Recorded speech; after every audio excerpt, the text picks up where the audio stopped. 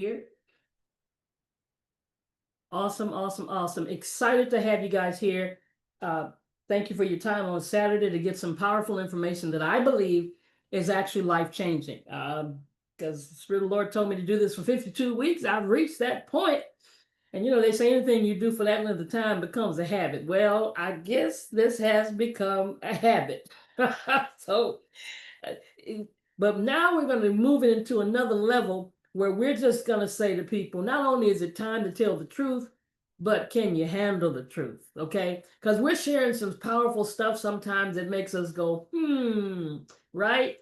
And so for those that don't know who I am, my name is Dr. Rosalind Shaw Belt. Everybody calls me Dr. Roz. I am the CEO of Dream to Life Productions and Ministry, CEO, Dream to Life LLC, Incorporated. I'm a wife and a bunch of other stuff. But what's important here is that I'm a certified wellness coach. Yes, got some credentials. I'm not a medical doctor. Let me go on record on saying that. Not a medical doctor, but I'm going to give you some stuff that make you say, I need to hear this information. But I do have a certificate of completion as a certified Aconapreneur and a lifestyle consultant with Acana.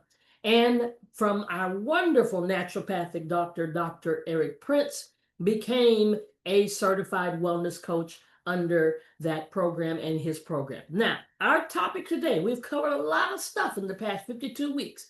And if you're that person and you want to catch up, I just want you to share with everybody that you know, that you love, that you care about, all of the other topics. We'll put that link on later. It's our YouTube page that you can just share and go see all of the other subjects. But for the last 2 weeks, we have been talking about activating self-healing. Now, why do we say activating self-healing? It's because we understand that God made our bodies to heal itself.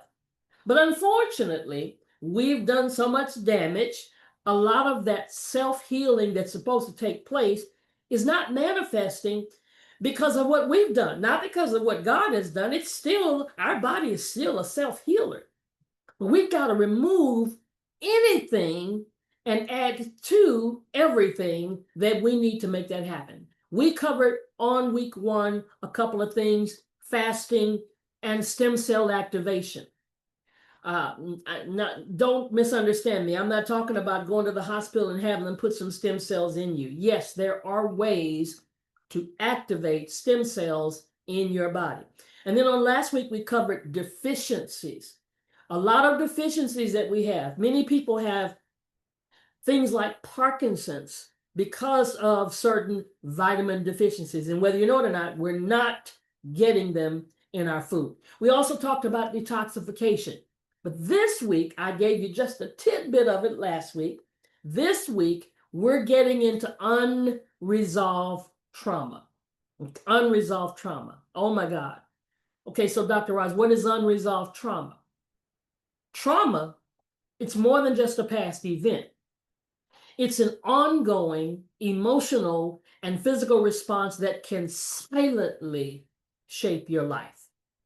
Unlike healed wounds, unresolved trauma continues to influence your thoughts, your feelings, and your behaviors long after the event that triggered it has passed on. How many of you have been around somebody and they act in some kind of way, feeling some kind of way, or going off on folk some kind of way, and you wonder, what the heck is wrong with them?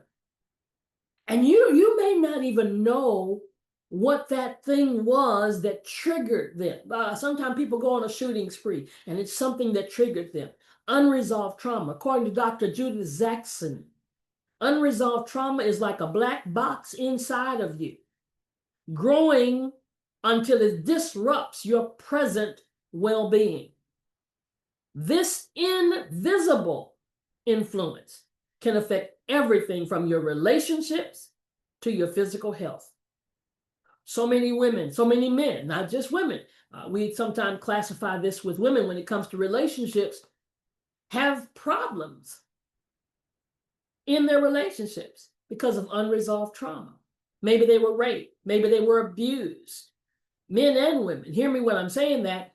And every time something happens in the relationship, it triggers that unresolved trauma. And it's not the fact that there's trauma, it's unresolved. See, we all experience trauma in our lives. I mean, you can't go through life and not have something happen that kind of throws you for a loop. But you got to be able to know how to handle it and how to resolve it so that it doesn't prolong itself in your life as being unresolved. When something traumatic happens that is so big and so painful that you just can't bear to look at it, the only thing you can do is push it down. This way, no one can see it. And as long as you don't think about it, it's gone. So you carry on with life, and it takes everything you have to hold it under the surface. But then one small thing happens that triggers the memory, and everything comes to the surface, and it's too much pain all at once. So you look it back up and you push it back down. And this can be the cycle that you have to live through again and again. Many people are so frightened to go to therapy because they think that is what's going to happen. But in reality, is how it actually happens. We don't overwhelm you with everything. We carefully process the memories and all the emotions that come with it in a way that is safe and at your own pace, so that over time you can heal. I'm a psychologist. Follow for more. Well, a good thing that she says is when you're working with someone that helps you with that unresolved trauma, whether that's with a therapist, whether that's with a minister, whether that's with a Christian counselor, or whether that's with just a friend, or maybe it's with community. That's why we need community, guys, because what you can't see can still hurt you. Unresolved trauma often remains invisible to others, yet it weighs, and its weight can be crushing to those who carry it. You know, it makes me remember there's this commercial on TV where they're promoting a medication, and they walk around with a smile, but they have a smile with like it's like a fan, a banner that they hold up with a smile, but behind that smile is a frown, is depression. So recognizing this burden is the first step toward setting it down. It's a vicious cycle. Trauma blocks self-healing. And please understand me when I say God made our bodies to self-heal. If we go back in our childhood, when we fell, when I roller skated, when the first time I got on skates, the first time I got on a bicycle, I was just telling my husband this today. When I came up, and I'm a baby boomer, when I came up, you rode a bicycle and you know nothing about putting no helmet on your head.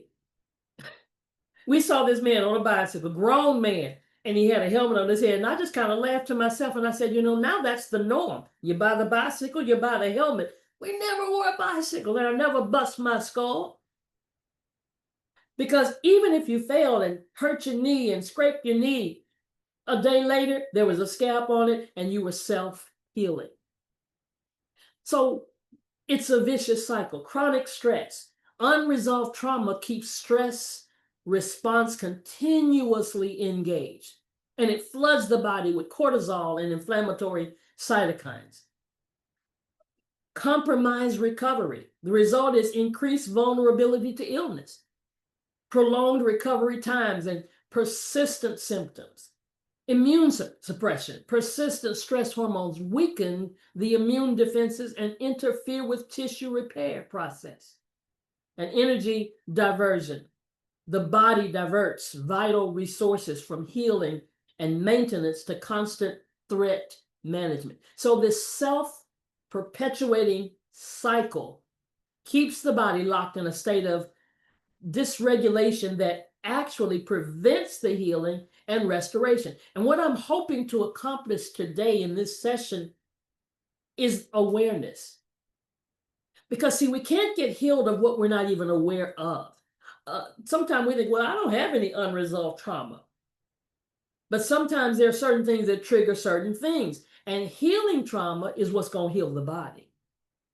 Unresolved trauma silently sabotages that self-healing and that whole body effect. It's the physiological effect of trauma that creates a persistent state of dysregulation that prevents natural recovery processes from functioning effectively. And you know that all we've been talking about throughout the course of all these sessions is doing things naturally. Natural food, natural healing, natural herbs, all of this, because we have the stuff here on planet Earth that unfortunately in our country, we're not using them like so many other countries are. Other countries are banning and have banned for times, for a long time. Like all of a sudden, we're just going to ban Red 40 all of a sudden, like it's bad for us. It's been bad. We got to recognize and address trauma that's essential for lasting wellness. A trauma-informed approach to health integrates psychological and physiological interventions for comprehensive healing. The journey to healing. Did you hear what I said? It's a journey. It's not a slam bam, thank you, ma'am. I'm the first to tell people when they have a loss of a loved one, especially when it's a tragic loss, but any loss, you've lost someone, they're gone on, and people want to tell you, you ought to be over it by now. It's a process. You want to, and I guess we really shouldn't even say getting over it. You just get better with being without that person. You never get over it because they're your loved one. They're there in your heart. But you are able to put them in another place where you live without them, recognizing you can praise God for their life and all the different other ways to deal with it. But when we address trauma at its roots, we unlock the body's remarkable capacity for self-regulation, for regeneration, and for renewal, because that's what our body's supposed to do. Now, if you're that person and you're watching this and you're saying, well, I don't have any unresolved trauma, let's see. Let's make sure. Maybe you don't, but let's make sure. There are some common signs that you may be holding unresolved trauma. There are physical symptoms like chronic muscle tension and pain, persistent headaches, digestive issues, unexplained fatigue. You're tired all the time. Compromised immune function. And I'm going through this really slow because I know how powerful this is and how life-changing it can be. Emotional symptoms, hypervigilance and anxiety, difficulty trusting others, emotional numbness or overwhelm, persistent anger or irritability. I mean, everybody's not supposed to irritate you. Low self-esteem and self-worth.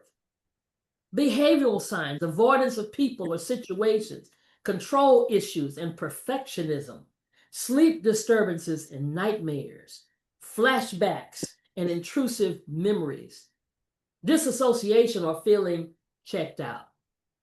Just a few symptoms. These symptoms often appear without an obvious current cause, leading many to understand their own experiences or seek treatment for individual symptoms rather than addressing the root cause. So where does it begin? It begins when you start listening to your body and your heart. The body keeps the score. Our bodies remember everything, even when our minds try to forget. Learning to listen to these signals opens the door to profound healing. So we're going to take a quiz. I hope everybody's made it in, because once I start this poll, I got a poll for you all today. Once I start the poll, other people who just jump in won't be able to see it. So if somebody comes in afterwards, definitely let them in, but they won't be able to see the poll. So we're going to start a poll, and we're going to see how we're doing in our own lives as it relates to, here we go, unresolved traumas.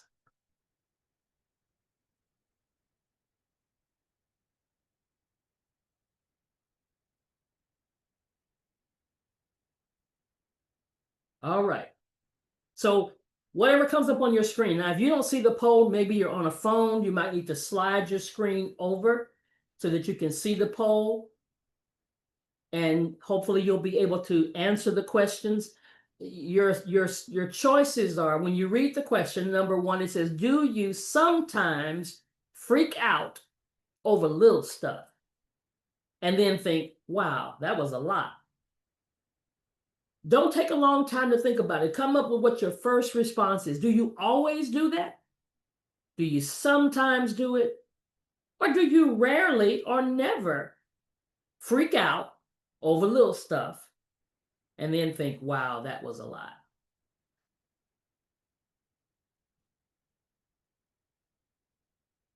You should be able to click always, sometimes, rarely, or never.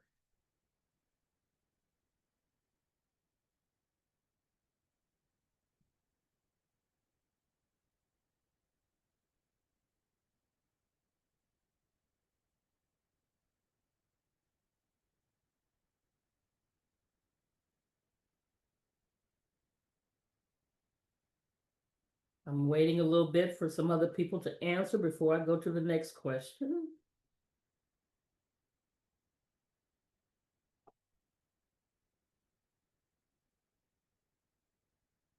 Just let me make this full screen. I don't know if everybody can see it. Do it that way. And some of you on phone, you may need to turn your phone sideways. You probably can see it a lot better if you turn your phone sideways.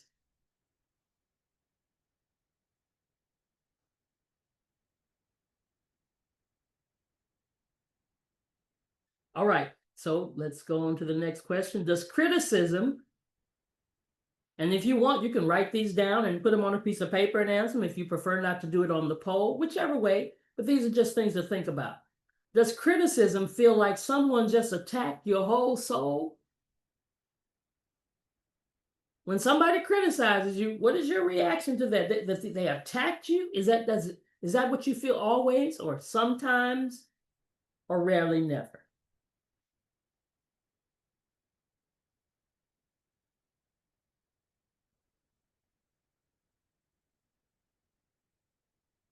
I see only a few people are answering, so I know some of you may be having some difficulty putting answers in there. Number 3, do you replay old arguments in your head like a Netflix rerun?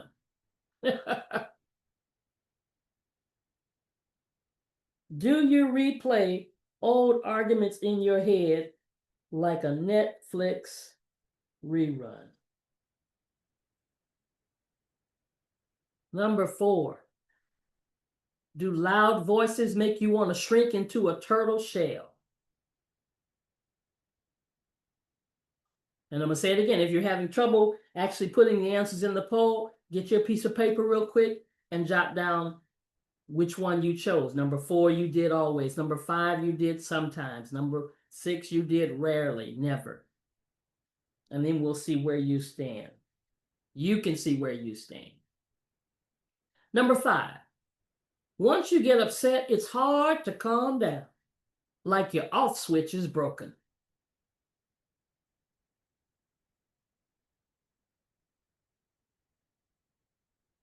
Number 6, do you find it hard to trust people, even the nice ones who bring you snacks? And I'm going to add gifts to that.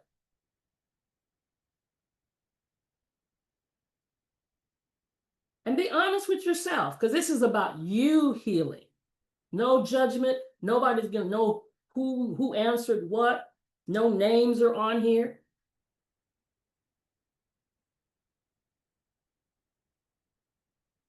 Do you find it hard to trust people, even the nice ones who bring you snacks? Number 7, do you push people away when they get too close? Then wonder why you're lonely. Wonder why you're by yourself. Number 8, do you stay in bad relationships because, being single sounds worse? Being by yourself sounds worse. Number 9, do you feel guilty just for saying no? Oh man, that's a rough one right there.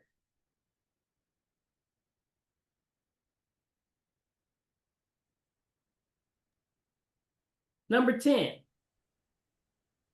Do you act like a 24/7 emotional babysitter for other people's feelings? Do you act like a 24/7 emotional babysitter for other people's feelings? You always involved in everybody else's stuff and everybody else's feelings 24/7, not yours.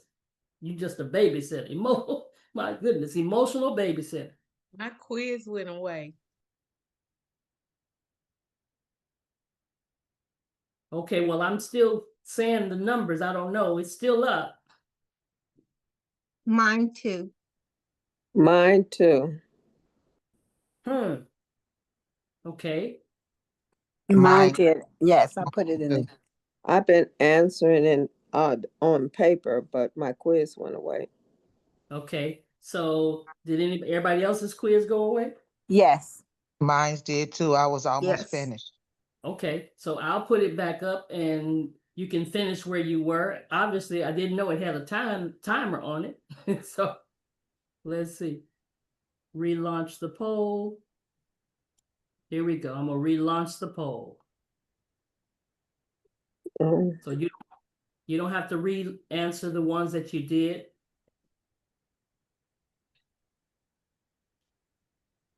Let's see, what number was I on? Do you? I think you're on number 9 or number 10. Yeah, number 9. I see 9. Number 10. I did 10. Do random smells, songs, or places make you feel weird with no reason? No. No. Okay, y'all mute yourself. Don't answer out loud.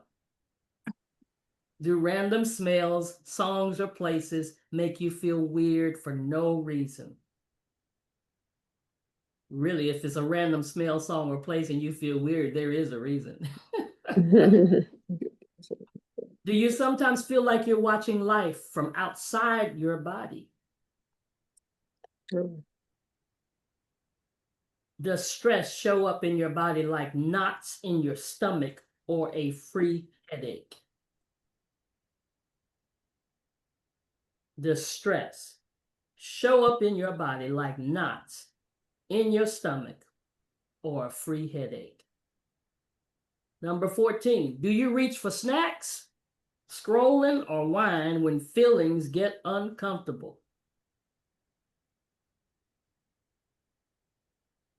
Guess we should add some other things like a joint, huh? Snack, scrolling, wine, alcohol, all of that. Number 15, do you wrestle with sleep, nightmares, tossing, or staring at the ceiling at 3 a.m.?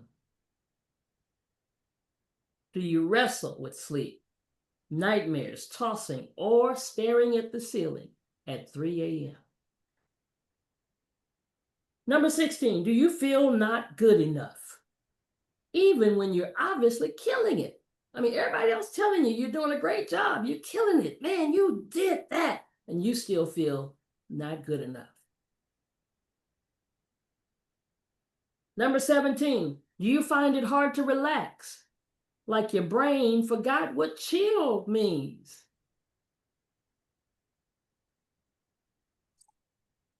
Number 18, do you avoid people or places just because they bring back bad vibes? Number 19, 2 more, do you jump or startle easily, like a cat hearing a cucumber drop? And number 20, do your emotions sometimes feel way too big, like they need their own zip code?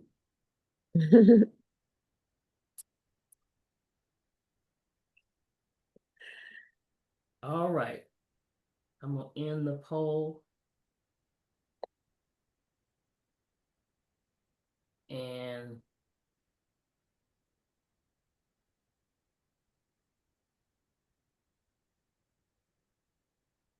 so I'm sharing the results, but of course we know we did it twice and we went through this twice. So you can look back at your results. Let me stop this for a second, stop sharing here. And let me go. And I want you to count how many you have always, how many you have mostly, sometimes, how many you have for rarely and never. And see what your number is the most of. If you've got mostly always, you have signs of unresolved trauma that may be strongly influencing your life. If you've got mostly sometimes, you kind of notice recurring patterns that suggest there's some areas worth healing. And if you have mostly rarely or never, then you have fewer trauma-related responses, or you've already begun to work through many of them already.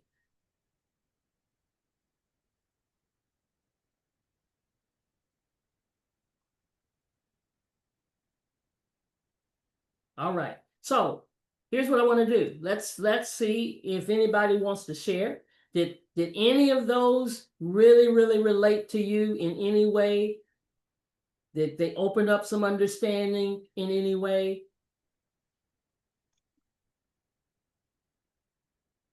Did anybody have anything that they want to share that they can say, well, hey, yeah, this, I know what I need to work on.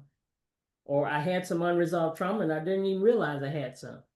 Or I might still have a little tinge of some stuff going on.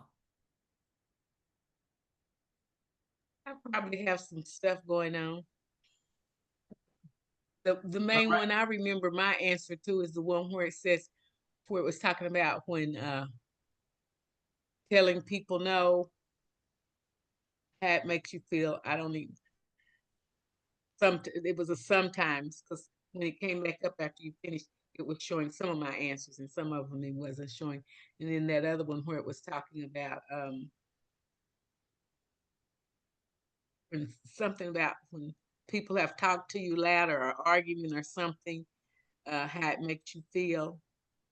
Like it feels like your whole soul has been pulled out. Now these feelings that I'm talking about now, they've just begun to I've noticed just within the last couple of years that so I need to go back and check my inner self and see if I'm having some problems with things that happened years ago, because I just noticed some of this stuff that is asking, most of it would have been rarely, never, but 2 or 3 of them that came out to be sometimes. I thought, that made me go, Right. All right. So the bottom line, the whole point of this is for us to be able to say that, you know, to do the self-inventory and make sure that we heal ourselves. It's all about physician heal yourself, right? Anybody else before we go on? All right, so we're talking about activating self-healing, and we've got time to deal with this next subject regarding activate self-healing, because I'm gonna say it over and over again. We can heal ourselves because God made our bodies to heal ourselves. But we got to get the gunk out the way. We got to get all the trash out of the way, whether it's mental, whether it's physical, whether it's psychological, whatever it is that's causing us to not be able to move forward and allow this God-given body to heal itself. We want to get rid of it. So our next subject regarding activating self-healing is to heal the gut. Now, we've heard a lot of things about this in many of our sessions before, but now we're going to relate healing the gut in relationship that not having a healed gut is actually hindering self-healing. Healing the gut to boost immunity. Now, we know that if you have a strong immune system, that's going to fight off a bacterial infection like staph. That's going to fight off a viral infection like the flu, pneumonia, or any other viral infection, whether that be HIV or herpes, okay? The key is a strong immune system. A strong enough immune system could put all of those things in a dormant state, okay? All of them in a dormant state. But what people don't understand is that the vast majority of our immunity is manufactured in our gut. Okay, the vast majority of our immunity is manufactured in our gut. Okay, so if you have an unhealthy gut, you're gonna have an unhealthy, suppressed immune system. And when you look at how our food is under attack, and when you start to look at the chemicals that are in the food, okay, when you start to look at the thickening agents, the emulsifiers, the preservatives that are there to kill bugs, okay? That's why mold doesn't grow on anything, okay? That's why food doesn't go bad anymore, all right? But it's also there to kill not only those bad bugs, but it's like mold, but it's also there to kill the good bacteria in your gut when you eat it too, which actually produces your immune system.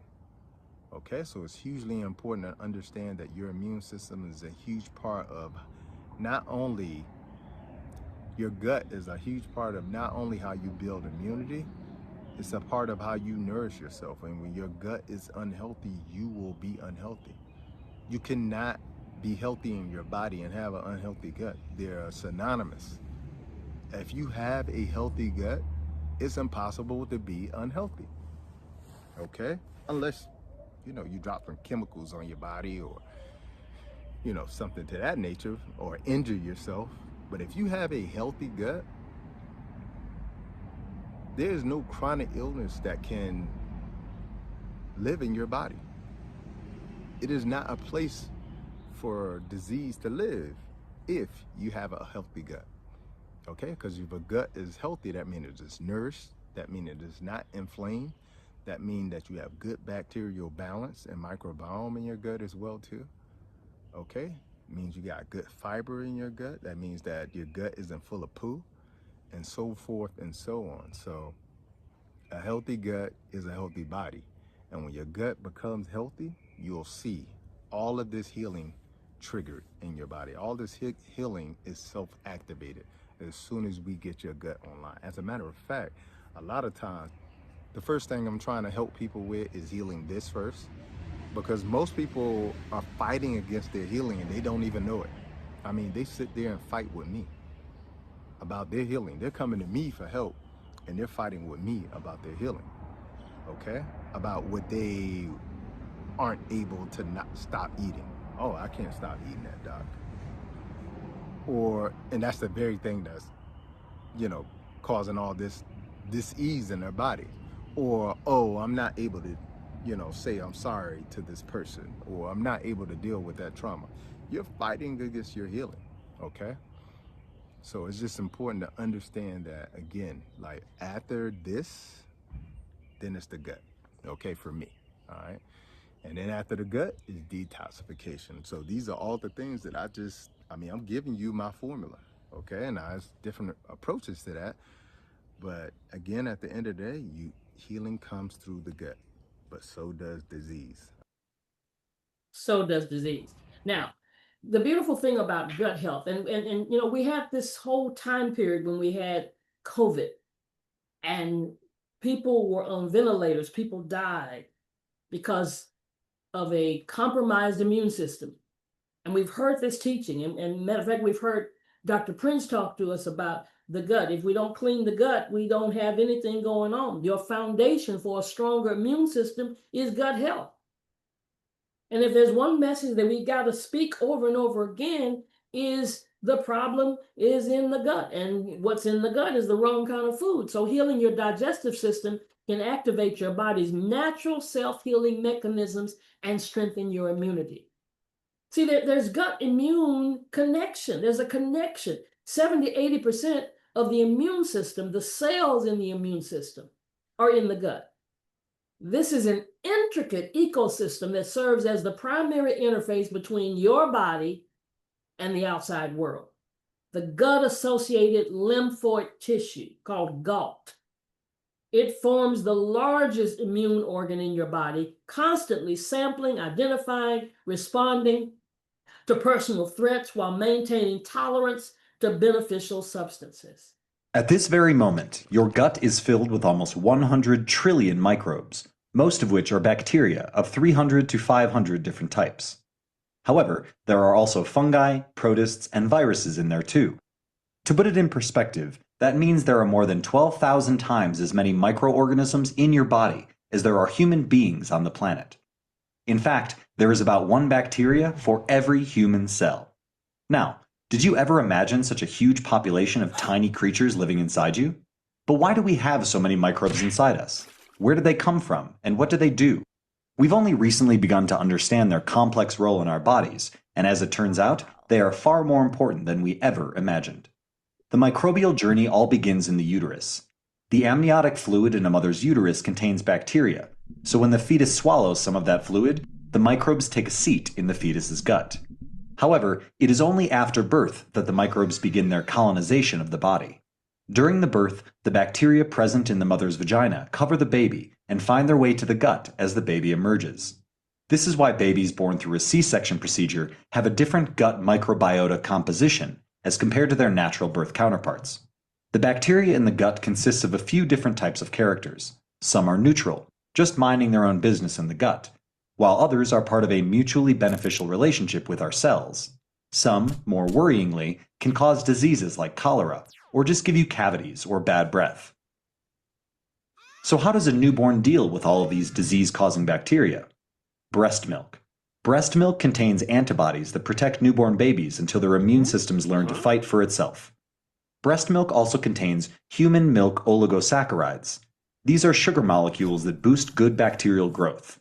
It's a natural prebiotic that helps increase the population of Bifidobacterium, an important type of bacteria that is present in a baby's gut. Antibodies, along with the good bacteria, prevent the nasty bacteria from finding a permanent home in the baby's gut. As the tiny human grows up, their body changes, as does their food intake, bringing a whole new flavor to the gut microbes party. New foods introduce new microbial residents in the gut, which can then mingle with older residents. The new foods also bring new nutrients that support the growth of diverse gut bacteria. After about 3 years of age, the gut and its microbes resemble those of an adult. They are found throughout the gut, although their numbers are highest in the large intestine, especially the colon. So we know how they get in, but what are they doing there? And more importantly, why does everyone keep saying they're good? Well, these residents interact with our bodies in many ways, but most importantly, they affect our digestion. On average, 60 tons of food passes through your GI tract over the course of your life. That amounts to eating 10 elephants or a fully fueled airplane. Our bodies don't have the right enzymes to break down complex sugars like starch and other polysaccharides, but gut bacteria do. Their enzymes break down these sugars to make B group vitamins and vitamin K. The gut bacteria release this into the intestine, where it is absorbed by our own cells. We should thank our gut bacteria, as we need these vitamins for our body to stay healthy. Second, the gut microbes affect our brain. Essentially, the gut microbes have our brain on speed dial, and they help coordinate our body's functions. This system is known as the gut-brain axis. The two-way communication between our central nervous system and enteric nervous system, the nervous system linked to the gut, allows our gastrointestinal tract and brain to talk to each other. This back-and-forth conversation helps our body maintain physiological balance, also known as homeostasis. The gut microbes even release certain molecules and hormones that can affect our brain. Gut bacteria like Corynebacterium feed on the food we eat and produce metabolites like serotonin. This serotonin is released into our blood, where eventually it interacts with our nervous system. This then signals the brain, thus affecting our moods and emotions. Some other metabolites include GABA, a neurotransmitter, and butyrate, which interacts in other critical ways with the nervous system. Depending on how healthy our gut bacteria are, our brain signaling can be affected, which could impact our hormonal responses. This is why when you have indigestion or stomach problems, you may feel an unusual level of anxiety or irritability. To learn even more about the parts of the brain involved in emotions, check out our video on the limbic system. Your gut bacteria can also help put you to bed. Certain gut bacteria release sleep-inducing compounds called muramyl peptides. People with an unhealthy gut bacteria profile tend to have poor sleep patterns. Your immune system also has your gut microbes to thank for their success. Gut bacteria and the immune system collaborate to keep disease-causing bacteria at bay. The immune system matures and learns from the gut bacteria that are present, while the gut bacteria secrete certain metabolites that further help your defenses. But how do gut bacteria perform such helpful tasks? What gives them so much power? These bacteria have the genes to produce metabolites that affect our physiology. All these genes in the gut bacteria make up what we know as the gut microbiome. Interestingly, more than 99% of the genes in our body are microbial. But how can we increase our good gut bacteria strength? Disease, genetics, or lifestyle, such as eating too much junk food, can mess with our microbial residence, causing dysbiosis. Dysbiosis is a major imbalance of the types of gut bacteria in the body, but it can be remedied. The best thing to do is try your best to live a healthy, conventional lifestyle. A consistent sleep schedule, regular exercise, a balanced diet, and keeping stress levels to a minimum will do wonders. There are also probiotics and prebiotics that can help keep your gut balanced. Probiotics are good bacteria that we put in our bodies in high enough numbers to actually have a beneficial effect. These bacteria can be consumed by taking capsules or eating probiotic foods, such as cheese, yogurt, and other bacteria-rich dishes. Prebiotics are foods with molecules like inulin, fructooligosaccharides, or galactooligosaccharides, which allow good gut bacteria to grow even better. Consult your doctor to find out what approach is right for you. So, the next time you're procrastinating on going to the gym or being tempted towards eating that greasy pizza, consider the consequences it will likely have on the fascinating and impactful ecosystem in your gut. Fascinating ecosystem in our gut. So we literally can control our inflammation, our detoxification, our nutrient absorption, and our mental well-being. That's why gut health matters. And we're not taught about it. We don't have this information that's really given out to us in the masses. But yet we're experiencing the digestive discomfort. We're experiencing the bloating and the gas and the constipation, the diarrhea, the acid reflux. I often give people, when I do a bioscan, an example of the acid reflux is that you've got so much gunk in the gut, so much waste that's sitting in there. When the food tries to go through the path, it's only so wide, and now it has to go back up, right? Food sensitivities and allergies that seem to worsen over time. They're not getting better. The older you get, the worse it gets. Or maybe you start getting sensitivities that you never had before. Frequent infections and slow recovery from illness, skin issues like eczema and acne, or unexplained rashes, and then chronic fatigue, brain fog, and mood disturbances. All of those are signs of an unhealthy gut that we have to constantly work on, because we need to understand the barrier. See, the gut, the barrier, the lining, the intestinal lining is just one cell layer thick. But it serves as a sophisticated barrier between your bloodstream and the outside world. And this interface selectively absorbs the beneficial nutrients. It blocks the pathogens and toxins. It contains specialized immune cells. It produces antimicrobial compounds. It communicates with a broader immune system. But when it's compromised, leaky gut, it can trigger widespread inflammation and causes our immune system to not be regulated, which is where most people are today. Leaky gut. That wall is just allowing all of that's not good for us to leak through. So there are 5 pillars of gut healing. Nourish with whole foods. Foods with one name, guys. The apple, the orange, the pear. Focus on fiber-rich vegetables, fruits, nuts, seeds, and fermented foods. These provide prebiotics and probiotics that support microbial diversity. Remove the inflammatory triggers. Identify, and we've talked about inflammation in one of our other sessions, eliminate the foods that cause individual sensitivities. And you know the common culprits include gluten, dairy, sugar, and highly processed foods. And as Dr. Bobby Price says, anything in a box, a can, a jar, or a package. Support digestive food function. Optimize digestion with mindful eating practices. We did a test. We did a test, one session that we did where we look at our food and say, is this helping me or is it hurting me? Now, that may not change from eating it, but at least consciously, you recognize that this is not hurting me. This is not hurting me, or this is not helping me. Restore your microbial balance. Introduce beneficial microbes through high quality probiotic supplements and fermented foods like kimchi, sauerkraut, and kefir. And then repair the gut lining. Provide the necessary nutrients that support tissue repair. Guys, it's reversible. Repair, including collagen, glutamine, zinc, and vitamins A and D.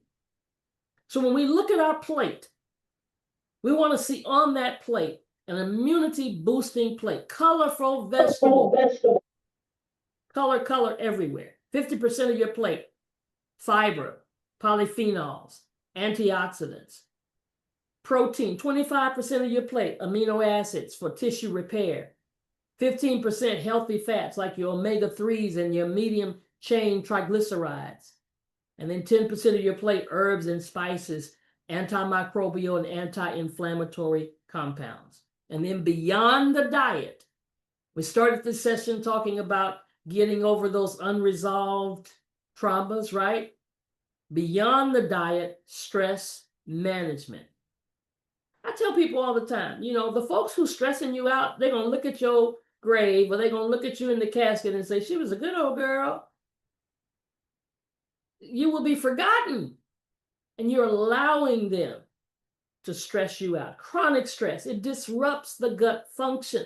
Quality sleep, sleep deprivation alters microbial diversity. And then movement, regular movement. Do not tell me I've got a bad back, I've got a bad leg, I got a bad toe. There's a way to have movement. Even if you're sitting in a chair, there are chair exercises that you can move the upper body, and all of a sudden you'll see some sweat rolling down. Moderate exercise. It improves your transit time, reduces your inflammation, and enhances your microbial diversity. And as you continue to do movement, you're able to do more movement. So it's a journey. Let me say it again. It's a journey. So some of us need to start a food and symptom journal.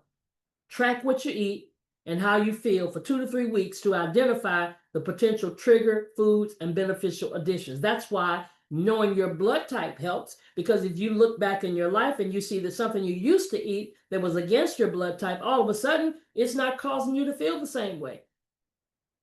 Implement dietary changes gradually. Begin by adding more gut-friendly foods. I never tell people it's a slam bam, thank you, man. You just gotta make a you gotta go vegan right now. No. You gotta become a vegetarian right now. No, I mean, if you can do that, fantastic. But you know, most people who do that don't stick with it.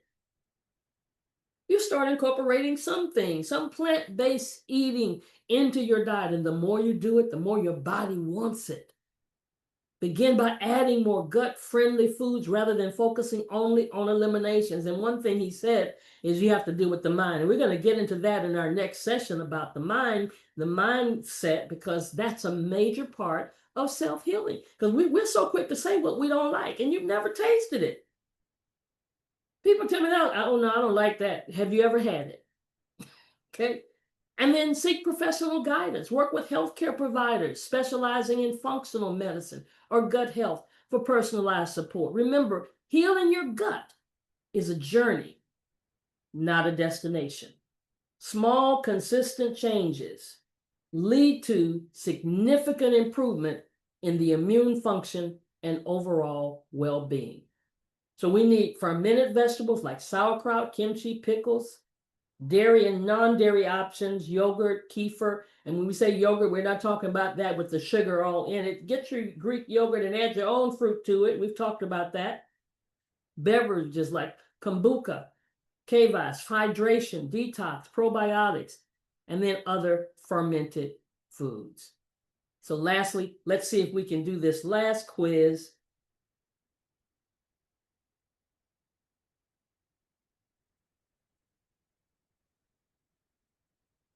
Stop sharing for a second. I've got one more quiz for you. Let's see how it works for us today.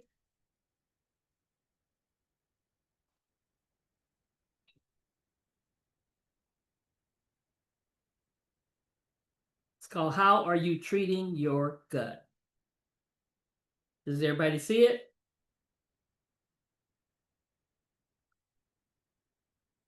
Yes. All right.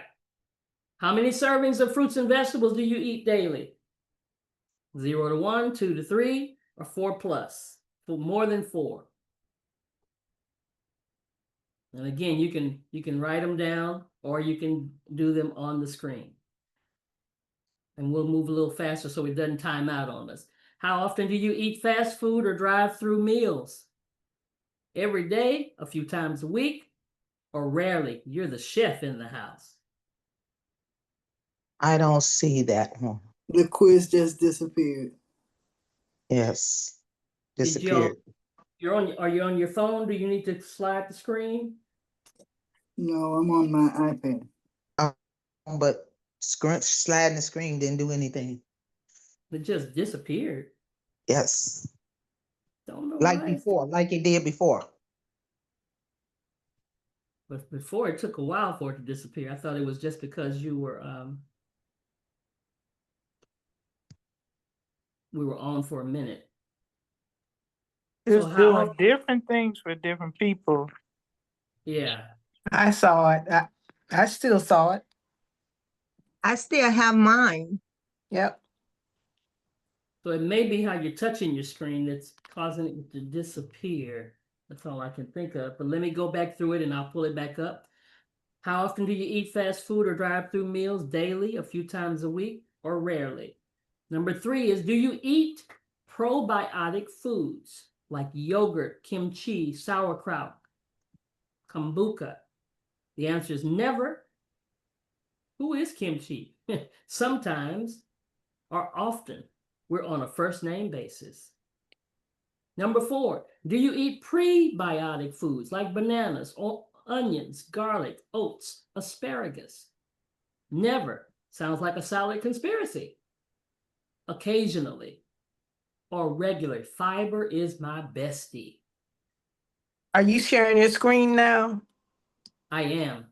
Okay. Now I don't see it. Okay, let me end the poll and come back and let's try it again. Let me shoot it back up. Relaunch the poll. Relaunching, confirm. There we go. Oh, Relaunch. Okay, I see it now. Okay, number 4, do you eat I did that one. Number 5, do you eat a lot of processed snacks? Chips, cookies, and candies? Yes, I like it. I live in Snack City. Sometimes or rarely. Whole foods only. Number 6, how's your water intake? Barely drink water, team soda and coffee, or a few glasses a day, or 8 or more glasses, hydration nation. Number 7, do you drink sugary drinks more than water? Yep, I'm a soda shareholder. Or sometimes, or nope, water is my ride or die. Number 8, how often do you exercise, move your body? Never, couch and I are in a relationship? A couple of times a week, or regularly, fit life? Number 9, do you chew your food slowly and mindfully? Nope, I inhale like a vacuum. Sometimes, yes, I chew like a Zen monk. Number 10, do you eat it late at night before bed? Always, bedtime snacks equals personality trait. Sometimes or rarely, my kitchen clock's out at 8 p.m. or earlier. Number 11, do you experience bloating after meals? All the time, I'm a balloon. Sometimes or rarely. Number 12, do you struggle with constipation? Yes, my bathroom and I are strangers. Sometimes, rarely, regular, like clockwork. Number 13, do you have frequent gas? Yes, I could power a small city. Sometimes or rarely. Number 14, do you feel sluggish or foggy after meals? Yes, food coma is my superpower. Sometimes or rarely energized bunny. Number 15, do you get stomach aches often? Yes, my gut is dramatic. Sometimes, and then rarely.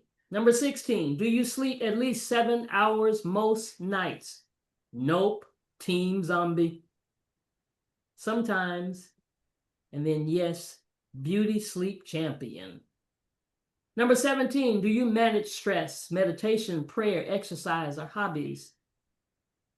Stress is my full-time job.